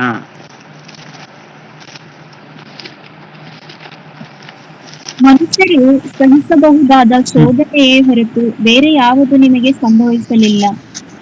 ದೇವರು ನಂಬಿಗಸ್ತನು, ನಿಮ್ಮ ಶಕ್ತಿಯನ್ನು ಮೀರುವ ಶೋಧನೆಯನ್ನು ನಿಮಗೆ ಬರಗೊಳಿಸದೆ ನೀವು ಅದನ್ನು ಸಹಿಸುವುದಕ್ಕೆ ಶಕ್ತರಾಗುವಂತೆ ಶೋಧನೆಯಾಗುತ್ತಲೇ ತಪ್ಪಿಸಿಕೊಳ್ಳುವ ಮಾರ್ಗವನ್ನು ಸಿದ್ಧ ಮಾಡುವನು. ನೋಡಿ, ಮನುಷ್ಯರು ಸಹಿಸಬಹುದಾದ ಪ್ರೇ. ಇವತ್ತಿನ ದಿನಗಳು ನೋಡುವಾಗ 1ನೇ ಶತಮಾನದಲ್ಲಿ ಇದ್ದಂತ ಕಷ್ಟಗಳಿಲ್ಲ ಪ್ರೇ. ಶಿರಚ್ಛೇದನ ಮಾಡ್ತಾ ಇದ್ರು ಪ್ರೇ, ಚರ್ಮವನ್ನು ಸುರಿತಾ ಇದ್ರು, ಭಯಂಕರವಾದ ಕ್ರೂರವಾದ ಶಿಕ್ಷೆಗಳನ್ನು ಕೊಡ್ತಾರೆ ಪ್ರಯತ್ನಿಸಿದ್ರೆ, ಹಸಿದ ಹುಲಿಗಳನ್ನ ಬಿಟ್ಬಿಡ್ತಾ ಇದ್ರು ಒಂದು ಬೋರ್ನ್ ಹಾಕಿ. ಅಂತ ಒಂದು ಕಷ್ಟಗಳನ್ನ ದೇವರು ಈ ದಿನಗಳು ಕೊಟ್ಟಿದ್ದಾನೆ ಪ್ರೇ. ಈ ಬೈಬಲ್ ನಮ್ಮ ಕೈಗೆ ಸೇರ್ಬೇಕಾದ್ರೆ ಎಷ್ಟೋ ಜನರು ಪ್ರಾಣ ತ್ಯಾಗ ಮಾಡಿದ್ದಾರೆ ಪ್ರೇ. ಆದ್ರೆ ದೇವರು ಇವತ್ತಿನ ಕಾಲದಲ್ಲಿ ಮನುಷ್ಯನು ಸಹಿಸಬಹುದಾದ ಶೋಧನೆ ಹೊರತು ಬೇರೆ ಯಾವುದು ನಿಮಗೆ ಸಂಭವಿಸುವುದಿಲ್ಲ. ದೇವರು ನಂಬಿಕೆಸ್ತನು ನಿಮ್ಮ ಸತ್ಯನ ಮೀರುವ ಶೋಧನೆ ನಿಮಗೆ ಬರಗೊಳಿಸಿದೆ. ನೀವು ಅದನ್ನು ತಪ್ಪಿಸಿಕೊಳ್ಳೋದಕ್ಕೆ, ನೀವು ಅದನ್ನು ಸಹಿಸಿಕೊಳ್ಳಕ್ಕೆ ಸಕ್ತರಾಗುವಂತೆ ಶೋಧನೆ ಆಗುತ್ತಲೇ ತಪ್ಪಿಸಿಕೊಳ್ಳುವ ಮಾರ್ಗವನ್ನು ಸಿದ್ಧ ಮಾಡುತ್ತಾನೆ. ದೇವರು ಹೇಗಾದ್ರು ಮಾಡಿ ತಪ್ಪಿಸ್ತಾರೆ. ನಾವು ನಿತ್ಯ ಜೀವನ ಪಡ್ಕೊಳ್ಬೇಕಾದ್ರೆ ಕೆಲವೊಂದು ಸಹಿಸ್ಕೊಳ್ಬೇಕು. ಪ್ರತಿಯೊಬ್ಬರಿಗೂ ದೇವ್ರ ಪರೀಕ್ಷೆ ನಡೀತಾರೆ. ನನಗೊಬ್ಬ ಯೋಗನ ಪುಸ್ತಕ ನೋಡಿದ್ರೆ, ಯೋಗನ ಪುಸ್ತಕ 1ನೇ ಅಧ್ಯಾಯ ನಾವು 8ನೇ ವಚನ ನೋಡುವಾಗ ದೇವರು ಯೋಗನ ಬಗ್ಗೆ ಒಂದು ಸ್ಟೇಟ್ಮೆಂಟ್ ಕೊಡ್ತಾರೆ ನೋಡಿ. 1ನೇ ಅಧ್ಯಾಯ 8ನೇ ವಚನ ಯೋಗನ ಪುಸ್ತಕ.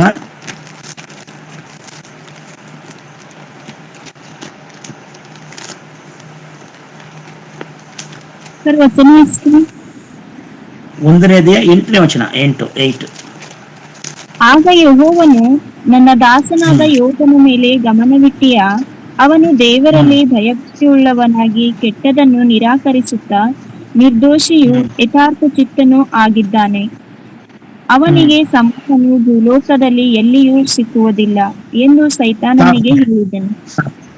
ನೋಡಿ, ಇಲ್ಲಿ ದೇವರು ಹೇಳ್ತಿದ್ರೆ, ಆಗ ಯೆಹೋವನು ನನ್ನ ದಾಸನಾದ ಯೋಬನ ಮೇಲೆ ಗಮನವಿಟ್ಟಿದ್ಯಾ, ಅವನು ದೇವರಲ್ಲಿ ಭಯಭೀತನಾಗಿ ಕೆಟ್ಟದನ್ನು ನಿರಾಕರಿಸ್ತಾ ನಿರ್ದೋಷಿಯು ಯಥಾರ್ಥನಾಗಿದ್ದಾನೆ, ಅವನಿಗೆ ಸಮಾನರು ಭೂಲೋಕದಲ್ಲಿ ಎಲ್ಲೂ ಸಿಕ್ಕುವುದಿಲ್ಲ. ಅಂದ್ರೆ ಯೋಬನಿಗೂ ಒಂದು ಟೆಸ್ಟಿಮೆಂಟ್ ಇದೆ, ಪರೀಕ್ಷೆ ಇದೆ. ಯೋಬನಲ್ಲಿ ಪರೀಕ್ಷೆ ಮಾಡ್ತಾನೆ.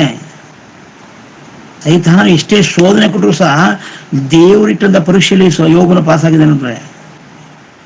ಯೋಬನಿಗೆ ಹೇಳ್ತಾನೆ ದೇವರು, ಆ ಭೂಲೋಕದಲ್ಲಿ ಸಮಾನ ಯಾರಿಲ್ಲ ಅಂತಂದ್ರೆ ಯೋಬನು ಯಾವ ರೀತಿ ಕಷ್ಟಗಳನ್ನು ಸಹಿಸಿಕೊಂಡು ಆ ಕಷ್ಟದಿಂದ ತೇರುಗಡೆ ಬಂದು ಅವನು ದೇವರನ್ನ ಗೆಲ್ಲಿಸಿದಾನೆ. ದೇವರ ಮಕ್ಕಳೇ, ಹೌದು, ಅದೇ ರೀತಿ ದೇವರು ಆ ಯೋಧನ ತೋಟದಲ್ಲಿ ಆ ಮರವನ್ನು ಇಟ್ಟಿದ್ದಾರೆ ಅಂದ್ರೆ ದೇವರು ನಮ್ಮ ಮೇಲೆ ಒಂದು ನಂಬಿಕೆ ಇಟ್ಟಿದ್ದಾನೆ. ನನ್ನ ಮಕ್ಕಳು ಖಂಡಿತವಾಗಿ ಗೆದ್ದು ಬರ್ತಾರೆ. ಗೆದ್ದು ಬಂದು ಯಾವುದೊಂದು ಕೆಲಸವನ್ನ ತಗೊಳ್ಬೇಕಾದ್ರೆ ಕಷ್ಟಪಡ್ಬೇಕು. ಯಾವುದೋ ಒಂದು 1,000 ರೂಪಾಯಿ ಸಿಕ್ಕಿದೆ ಅಂದ್ರೆ ಯಾರೋ ದುಡ್ಡು ಅಂದ್ರೆ ಅದನ್ನ ಅಷ್ಟು ಬೆಲೆ ಕಟ್ಟಲ್ಲ. ನೀವು ಕಷ್ಟಪಟ್ಟು ದುಡಿದಿರುತ್ತೆ ಅದ್ರಲ್ಲಿ ಬಗ್ಗೆ, ಆ ಹಣದ ಬಗ್ಗೆ ನಿಮ್ಗೆ ಗೊತ್ತಾಗೋದು. ಅದರಲ್ಲೂ ರಾತ್ರಿ ದುಡಿದು ಆ ಸಂಬಳವನ್ನು ನೀನು ತಗೊಳ್ತಿಲ್ಲ ಅಂದ್ರೆ ನೀವು ವ್ಯರ್ಥವಾಗಿ ಖರ್ಚು ಮಾಡೋದಿಲ್ಲ. ಎಲ್ಲೋ ಸಿಕ್ತು ಅಂದ್ರೆ ಏನ್ ಮಾಡ್ತೀವಿ, ವ್ಯರ್ಥವಾಗಿ ಖರ್ಚು ಮಾಡ್ಬಿಡ್ತೀವಿ. ಆದ್ರೆ ನೀನೇ ದುಡಿದು ಕಷ್ಟಪಟ್ಟು ಹಗಲು ರಾತ್ರಿ ಹಣವನ್ನ ಒಂದೊಂದು ರೂಪಾಯಿ ಜೋಡಿಸಿಟ್ಟಿದ್ರೆ ಅದನ್ನ ಕಳ್ಕೊಳ್ಳೋಕೆ ಇಷ್ಟಪಡೋದಿಲ್ಲ. ಅದನ್ನ ಬಹಳ ಬೆಲೆ ಉಳಿದ ಎಂಬುದಾಗಿ ನಾವು ಭಾವಿಸ್ತೀವಿ. ಅದೇ ರೀತಿ ದೇವ್ರ ಮಕ್ಕಳೇ, ಈ ಭೂಮಿಯಲ್ಲಿ ಅವರು ದೇವರು ನಮ್ಮನ್ನ ಅವರು ಕಷ್ಟಪಟ್ಟು ಇದರಿಂದ ಪರೀಕ್ಷೆಯಿಂದ ಪಾಸಾಗಿ ಪರಲೋಕಕ್ಕೆ ಬರಬೇಕಂತಾನೆ ದೇವರು ಆ ಹಣ್ಣನ್ನ ಇಟ್ಟಿದ್ದಾನೆ. ಅಂದು ಅವರಿಗೆ ಆ ಹಣ್ಣನ್ನ ಇಟ್ಟಿದ್ದಾರೆ. ಇವತ್ತು ಇಂದು ನಮಗೆ ಕೆಲವು ಕಷ್ಟಗಳನ್ನ ಇಟ್ಟಿದ್ದಾರೆ ದೇವರು. ಯಾಕಂದ್ರೆ ಆ ಕಷ್ಟದಿಂದ ನಾವು ತೇರುಗಡೆಯಾಗಿ ಬರಬೇಕು. ಆ ಕಷ್ಟದಿಂದ ನಾವು ಏನ್ ಬೇಕು ಅದರಿಂದ ಬಿಡುಗಡೆಯಾಗಿ ಬರಬೇಕು. ಅದಕ್ಕಾಗಿ ಕೆಲವು ಟೈಮ್ ದೇವರು ಆ ಒಂದು ನಮ್ಮನ್ನ ಪರೀಕ್ಷೆ ಮಾಡೋದಕ್ಕೋಸ್ಕರ ಆ ಮರವನ್ನು ಹಾಕಿದ್ರೆ ಹೊರತು ಅದು ದೇವರಿಗೆ ಗೊತ್ತಿಲ್ವಾ, ಅವನ ಭವಿಷ್ಯದೆಲ್ಲ ಗೊತ್ತಲ್ವಾ. ದೇವರು ತಪ್ಪು ಮಾಡಿದ್ರು ಅದು ಯಾವ ತರ ಮೂರ್ಖ ಮಾಡ್ತಾರೆ. ಈ ಲೋಕದಲ್ಲಿ ನನಗೆ ಎಕ್ಸಾಮ್ ಬೇಕು, ಈ ಲೋಕದ ಎಲ್ಲರನ್ನು ಗಮನಿಸಬೇಕು. ಆದ್ರೆ ದೇವರಿಗೆ ಆ ಒಂದು ಪರೀಕ್ಷೆ ಬೇಡ. ದೇವರಿಗೆ ಸಕಲವನ್ನು ಕೊಟ್ಟು ದೇವರೇ ಹೇಳ್ತಾರೆ ಒಂದನ್ನು ತಿನ್ನಬೇಡ ಅಂತ ಹೇಳ್ತಾರೆ ಅಷ್ಟೇ. ಮೊದಲು ತಿಂದಿರೋ ಸತ್ತು ಹೋಗೋದ್ರಿಂದ ಮೊದಲೇ ಹೇಳಿದ್ದಾರೆ. ಎಕ್ಸಾಮ್ ಕೊಡ್ತಾರಪ್ಪ, ಎಕ್ಸಾಮ್ಗೆ ಒಂದು ವರ್ಷ ಪಾಠ ಮಾಡ್ತಾರೆ ನೋಡ್ರಪ್ಪ. 1 ವರ್ಷ ಆದ್ಮೇಲೆ ಎಕ್ಸಾಮ್ ನಡೀತದೆ. ಇದರಲ್ಲಿ ನಾವು 100ಕ್ಕೆ 36 ತಗೋಬೇಕು, ಆಗ ನೀವು ಪಾಸು. ನೀನು 1 ವರ್ಷ ಪಾಠ ಕೇಳಿ ಕ್ಲಾಸ್ಗೆ ಹೋಗಿ ಎಲ್ಲ ರೀತಿ ಖರ್ಚು ಮಾಡಿಕೊಂಡು ನೀನು 30 ಮಾರ್ಕ್ಸ್ ತಗೊಳ್ಳದೆ ಅಥವಾ ಬರೀ 5, 10 ತಗೊಂಡ್ರೆ ಯಾರು ತಪ್ಪೋದು? ಓದುವಾಗ ಓದ್ದಾನೆ, ಕ್ಲಾಸ್ ಅಟೆಂಡ್ ಆಗ್ತಾನೆ, ನೀನು ಅಲ್ಲಿ ಬಿಟ್ಟು ಅಯ್ಯೋ ನಾನು ಫೇಲಾದೆ ಅಂತ ಆತ್ಮಹತ್ಯೆ ಮಾಡ್ಕೊಂಡ್ರೆ ಏನೋ ಮಾಡ್ಕೊಂಡ್ರೆ ಅದು ಯಾರು ತಪ್ಪು? ಅದನ್ನು ನಿಮ್ ತಪ್ಪು. ಮೊದಲೇ ಹೇಳಿದ್ರಲ್ಲ, 1 ವರ್ಷ ಗಂಟೆ ಪಾಠ ಮಾಡಿದ್ರಲ್ವ. ನೀನು ಹೇಳಿದ್ದು ಒಂದು ವೇಳೆ ಹೇಳಿಲ್ಲ ಅಂದ್ರೆ ಬಿಡಪ್ಪ ತಪ್ಪು ಅಂಬೋದು. ಅಂದ್ರೆ ದೇವ್ರು ಹೇಳಿದಾರಲ್ವಾ, ನೀನು ತಿಂದ್ರೆ ಸತ್ತೋಗ್ತಿ ಅಂತ. ಇಲ್ಲಿ ದೇವರು ತಪ್ಪಲ್ಲ, ದೇವರು ನಂಬಿಗಸ್ತನು, ದೇವರು ಎಲ್ಲವನ್ನ ನೋಡುವಾತನು, ದೇವರು ಎಲ್ಲವನ್ನ ಅರಿತಾತನ. ದೇವರ ಉದ್ದೇಶ ನನ್ನ ಮಕ್ಕಳು ಖಂಡಿತವಾಗಿ ಜಯವಿಗಳಾಗಿ ಬರ್ತಾರೆ. ನಾನಿಟ್ಟಂತ ಪರೀಕ್ಷೆಯಲ್ಲಿ ಖಂಡಿತವಾಗಿ ಅವರ ಜಯವಿಗಳಾಗಿ ಬರ್ತಾರೆ ಅಂತ ದೇವರು ಒಂದು ನಂಬಿಕೆಯಿಂದ ಇಟ್ಟಿದ್ದಾರೆ. ಮತ್ತೆ ನಾವು ನೋಡಲು 1 ಪೇತ್ರ 1 ನಂಬಿಕೆ ಮುಖ್ಯ ಇರ್ತದೆ. 1 ಪೇತ್ರ ಓದ್ಕೊಳ್ಳೋಣ. 1 ಪೇತ್ರ 1ನೇ ಅಧ್ಯಾಯ 6-7 ಓದ್ಕೊಳ್ಳೋಣ. ನೀವು ಸದ್ಯಕ್ಕೆ ಸ್ವಲ್ಪ ಕಾಲ ದೇವರ ಚಿತ್ತಾನುಸಾರ ನಾನಾ ಕಷ್ಟಗಳಲ್ಲಿದ್ದು ದುಃಖಿಸುವವರಾಗಿದ್ದರೂ ಆ ಪದವಿಯನ್ನು ಹ್ಮ್ ಯೋಚಿಸಿ ಹರ್ಷಿಸುವವರಾಗಿದ್ದಿರಿ. ಬಂಗಾರವು ಹ್ಮ್ ನಾಶವಾಗುವಂತದ್ದಾಗಿದ್ದರೆ ಅದನ್ನು ಹ್ಮ್ ಬೆಂಕಿಯಲ್ಲಿ ಪುಟಕ್ಕೆ ಹಾಕಿ ಶೋಧಿಸುವುದಷ್ಟೇ. ಬಂಗಾರಕ್ಕಿಂತ ಹ್ಮ್ ಅಮೂಲ್ಯವಾಗಿರುವ ನಿಮ್ಮ ನಂಬಿಕೆಯು ಈ ಕಷ್ಟಗಳಿಂದ ಶೋಧಿತವಾಗಿ ಯೇಸು ಕ್ರಿಸ್ತನು ಪ್ರತ್ಯಕ್ಷನಾಗುವಾಗ ನಿಮಗೆ ಕೀರ್ತಿ, ಪ್ರಭಾವ, ಮಾನಗಳು ಉಂಟು ಮಾಡುವುದು. ನೋಡಿ ಪ್ರೇ, ಎಷ್ಟು ಅದ್ಭುತವಾಗಿದೆ ಪ್ರೇ. ಅಂದ್ರೆ ಮೇನು ನಂಬಿಕೆನೇ ಪ್ರೇ. ಈ ಕಷ್ಟ ಬಂತಂದು ಸೋತು ಹೋಗೋದು, ಆ ನಂಬಿಕೆಯಲ್ಲಿ ನಾವು ಸೋತು ಹೋಗಬಾರದು ಪ್ರೇ. ನೀವು ಸದ್ಯಕ್ಕೆ ಸ್ವಲ್ಪ ಕಾಲ, ಅಂದ್ರೆ ಈ ಲೋಕದಲ್ಲಿ ನಾವು ಶಾಶ್ವತವಾಗಿ ಇರೋದಿಲ್ಲ ಪ್ರೇ. ಒಂದು ಕಷ್ಟ ಅನ್ನೋದು ಶಾಶ್ವತವಾಗಿರುವುದಿಲ್ಲ. ಅವರು ಕರೆಕ್ಟಾಗಿ ಅವರು ಇಬ್ಬರು ದೇವ್ರ ಮಾತು ಕೇಳಿದ್ರೆ ಇವತ್ತು ಭೂಮಿಯಲ್ಲಿ ಮರಣ ಅನ್ನೋದು ಬರ್ತಿದ್ದಿಲ್ಲ. ದೇವರು 2 ದಿವಸ ಅವರು ಮಾಡೋದ್ರಿಂದ ಅವರು ಸರ್ವನಾಶವಾದ್ರು ಪ್ರೇ.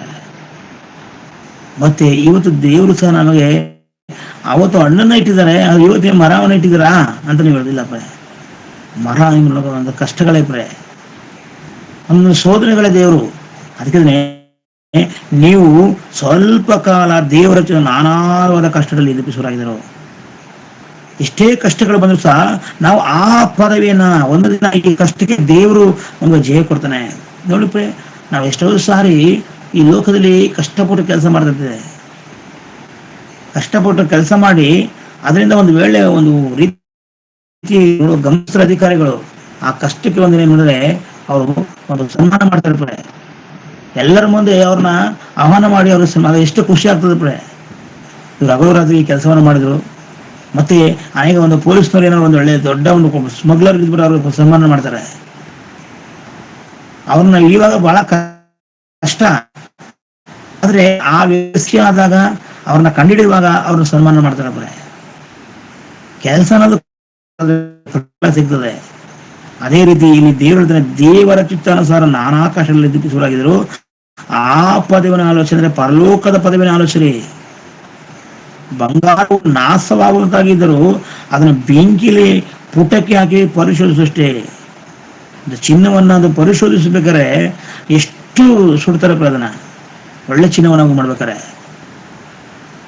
ಆದ್ರೆ ಬಂಗಾರಕ್ಕಿಂತ ಅಮೂಲ್ಯವಾದದ್ದು ನಿಮ್ಮ ನಂಬಿಕೆ. ಈ ಕಷ್ಟಗಳಿಂದ ಶೋಧಿತರಾದಾಗ ಯೇಸು ಕ್ರಿಸ್ತನು ಪ್ರತ್ಯಕ್ಷವಾಗುವ ನಿಮಗೆ ಪ್ರೀತಿ, ಪ್ರಭಾವ, ಮಾನಗಳು ಉಂಟಾಗುವುದು. ನೀನು ಕೊಟ್ಟಂತ ಸ್ವಲ್ಪ ಕೆಲಸದಲ್ಲಿ ನಂಬಿಕೆಸ್ಥನಾಗಿರು.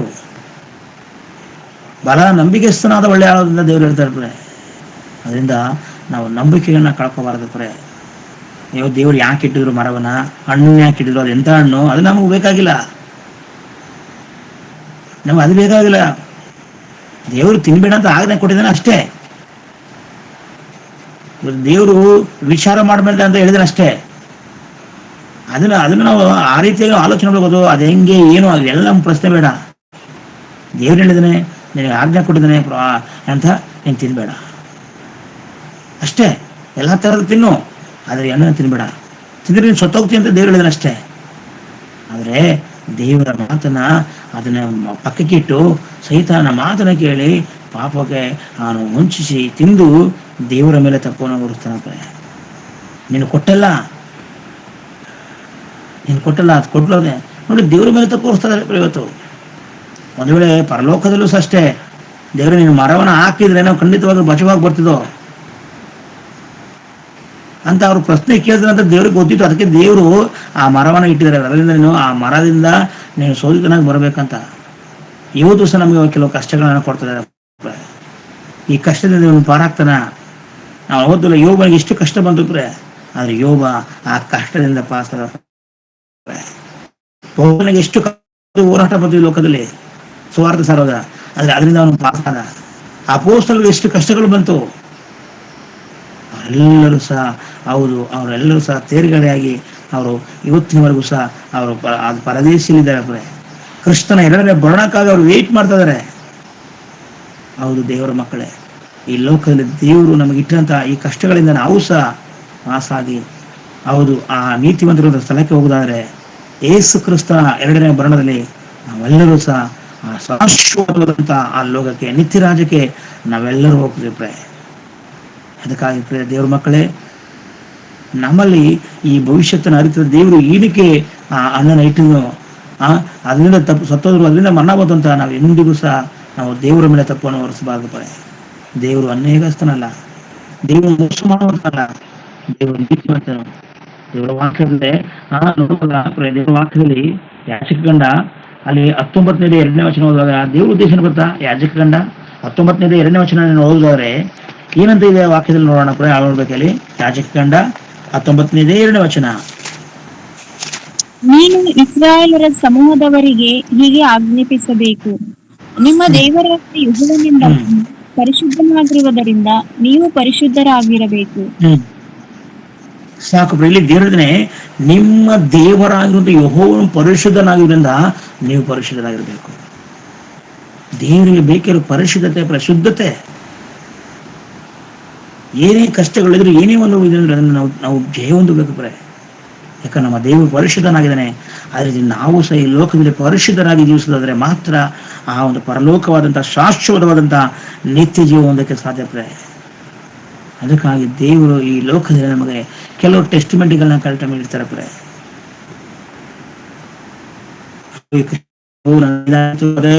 ನಾವು ದೇವರನ್ನ ಬಿಟ್ಟು ಹೋದಾದ್ರೆ ನಾವು ಪಾತಾಳಕ್ಕೆ ಇಳಿದು ಹೋಗ್ತೀವಿ, ನಿತ್ಯ ದಂಡನೆಗೆ ನಾವು ಹೋಗ್ತೀವಿ. ಸ್ವಲ್ಪ ಕಾಲ ಕಷ್ಟಗಳನ್ನ ಸಹಿಸಿಕೊಂಡು ನಾವು ತೇರುಗಳಾದರೆ ಶಾಶ್ವತವಾದಂತಹ ಆ ದೇವರು ಆಗ್ತದೆ. ಪ್ರಕಟಣೆ ಗ್ರಂಥ 3:21 ವಚನ ನಮ್ಮೆಲ್ಲರೂ ಗೊತ್ತು. ನಾನು ಲೋಕವನ್ನ ಜಯಿಸಿದ್ದೀನಿ, ನನ್ನ ತಂದೆಯೊಟ್ಟಿಗೆ ಸಿಂಹಾಸನ ಕೂಲಿ, ನೀವು ಸಾಧನೆ ಜಯಿಸಿದ್ರೆ ನಿಮ್ಮನ್ನು ಸಹ ನನ್ನ ತಂದೆಯೊಟ್ಟಿಗೆ ಸಿಂಹಾಸನದಲ್ಲಿ ಕೂರಿಸ್ತೇನೆ. ಪರಲೋಕದ ಸಿಂಹಾಸನ ಇದೆ ಪ್ರೇ, ಅದೆಷ್ಟು ದೊಡ್ಡದಾಗಿದೆ ಗೊತ್ತಾ? ಅಲ್ಲಿ ನಾನು ಕೂರಿಸ್ತೇನೆ ಅಂತ ಯೇಸು ಕೊಡ್ತಾನೆ ಹೇಳ್ತಾನೆ ಪ್ರೇ. ಆ ಕಾರಣ ಸಿಂಹಾಸನ ಭೂಮಿಗೆ ಪಾದಪೀಠ ಅಂತ ದೇವರು ಹೇಳ್ತಾರೆ. ಅಂತ ಸಿಂಹಾಸನ ಮೇಲೆ ನೀನು ಕೂತ್ಕೋಬೇಕಾದ್ರೆ ಈ ಲೋಕದಲ್ಲಿ ಬರುವಂತ ಕೆಲವು ಕಷ್ಟಗಳನ್ನ ಅದನ್ನ ಸಹಿಸ್ಕೊಳ್ಬೇಕು ಪ್ರೇ. ಶರೀರದ ಆಸೆಗಳನ್ನು ಪೂರೈಸ್ಕೊಳ್ಳದೆ, ಶರೀರದ ಆಸೆ ಒಳಪಡದೆ ಈ ಲೋಕದಲ್ಲಿ ನನಗಂತೂ ದೇವರು ಶಾಶ್ವತವಾದ ಲೋಕವನ್ನು ಇಟ್ಟಿದ್ದಾನೆ, ಹೀಗಾದ್ರೆ ಮಾಡಿ ನನ್ನ ಕುಟುಂಬ ಅನೇಕರನ್ನ ನನ್ನ ದೇವರ ಬಳಿಗೆ ಸೇರಿಸಬೇಕು ಅನ್ನೋ ಒಂದು ಮನಸ್ಸು ನಮ್ಮಲ್ಲಿ ಇರುವುದಾದ್ರೆ ದೇವರ ಮಾತುಗಳನ್ನ ಖಂಡಿತವಾಗಿ ನೆರವೇರಿಸಿ ಕ್ರಿಸ್ತನ ಬರೋಣದಲ್ಲಿ ನಾವೆಲ್ಲರೂ ಸಹ ಅವನು ಎತ್ತಲ್ಪಡ್ತೀವಿ, ನಿತ್ಯ ರಾಜ್ಯಕ್ಕೆ ನಾವು ಹೋಗ್ತೀವಿ ಪ್ರೇ.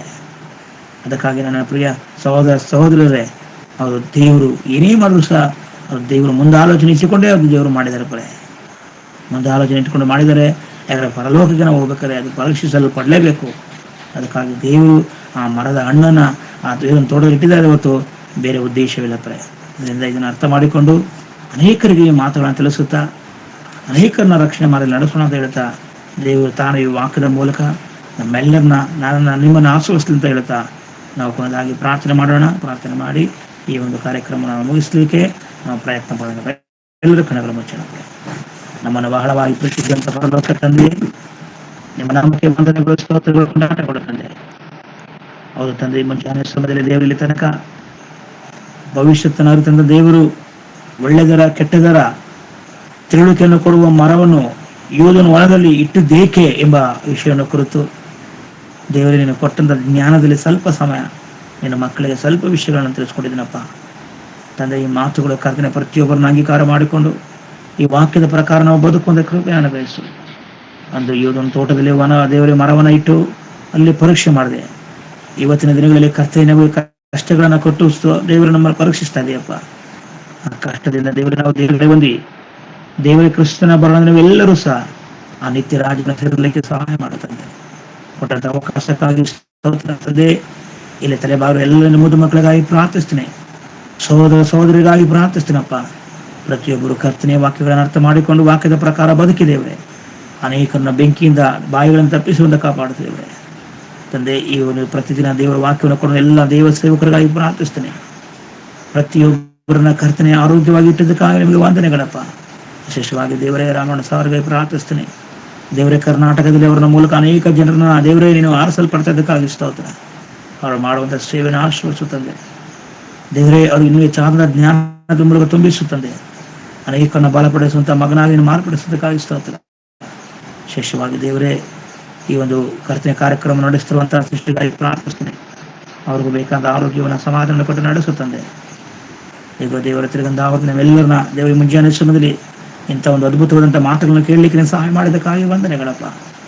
ತಂದೆ, ಯಾರಾದರೂ ಇಲ್ಲಿ ಅನಾರೋಗ್ಯದಿಂದ ಇರುವುದಾದರೆ ದೇವರೇ, ತಂದೆ ಅವರಿಗೆ ದೇವರ ವೈದ್ಯನಾಗಿರು ದೇವರೇ, ಅವರನ್ನು ಗುಣಪಡಿಸಿ ಸಮಾಧಾನ ಕೂಡ ನಡೆಸಪ್ಪ. ಹೆಚ್ಚಾಗಿ ವಾಕ್ಯವನ್ನು ಕೇಳಿ ವಾಕ್ಯದಲ್ಲಿ ಫಲ ಕೊಡುವ ಮಕ್ಕಳಾಗಿ ಮಾರ್ಪಡಿಸು ತಂದೆ. ಕರ್ನಾಟಕ ರಾಜ್ಯದಲ್ಲಿ ದೇವರ ಈ ಸೇವೆ ಅದ್ಭುತವಾಗಿ ನಡೆಯಲ್ಪಡಲಿಪ್ಪ ದೇವರ. 106 ಜನರು ದೇವರ ವಾಕ್ಯವನ್ನು ಕೇಳಿ ರಕ್ಷಣೆ ಮಾರ್ಗಕ್ಕೆ ಬರುವಂತೆ ಸಹಾಯ ಮಾಡು. ನಮ್ಮ ಪ್ರೀತಿಸಿದ ದೇವರೇ, ಇನ್ನು ಸಹ ಅನೇಕ ಜನರು ದೇವರಿದ್ದಾರಪ್ಪ. ಅಂತ ಜನರು ಈ ಗ್ರೂಪಲ್ಲಿ ಬಂದು ದೇವರ ವಾಕ್ಯವನ್ನು ಕೇಳಿ ಫಲ ಕೊಡುವಂಥ ಮಕ್ಕಳಾಗಿ ಮಾರ್ಪಡಿಸು. ಮಕ್ಕಳಿಗೆ ಅದೇ ರೀತಿ ಪ್ರಾರ್ಥಿಸಿದಂಥ ಮಕ್ಕಳಿಗೆ ಎಲ್ಲರನ್ನೂ ಒಪ್ಪಿಸ್ಕೊಡ್ತನಪ್ಪ ದೇವರೇ. ನೀವು ತಾವು ನಡೆಸಿ ಬಲಪಡಿಸಿ. ಪ್ರಾರ್ಥನೆ ಕೇಳೋದಕ್ಕಾಗಿ ಬಂದರೆ, ಜಯ ಕೊಡೋದಕ್ಕಾಗಿ ಬಂದರೆ, ಯೇಸುವಿನ ನಾಮದಲ್ಲಿ ತಂದೆ, ಆಮೇಲೆ ಅಂತ್ಯಾಶ ಹೊಂದಿಕೊಳ್ಳೋಣ. ನಮ್ಮ ತಂದೆಯಾದ ದೇವರ ಪ್ರೀತಿಯು, ಯೇಸು ಕ್ರಿಸ್ತನ ಕೃಪೆಯು, ಪವಿತ್ರ ಆತ್ಮ ಸಮಾಧಾನ ಐಕ್ಯತೆಯು ನೆರೆದು ಬಂದ ಎಲ್ಲ ಮಕ್ಕಳೊಟ್ಟಿಗೂ ಎಲ್ಲ ಸೇವಕರೊಟ್ಟಿಗೂ ನಿತ್ಯ ಕಾಲಕ್ಕೂ ಯೇಸು ಕ್ರಿಸ್ತ ನಡೆದ ಬಣ ಕಾಲಕ್ಕೂ ನಿರಂತರವೂ ಇರಲಿ. ಆಮೇಲೆ ಎಲ್ಲರಿಗೂ ಒಂದೇ ಮಾಡ್ತಾರೆ. ದೇವರು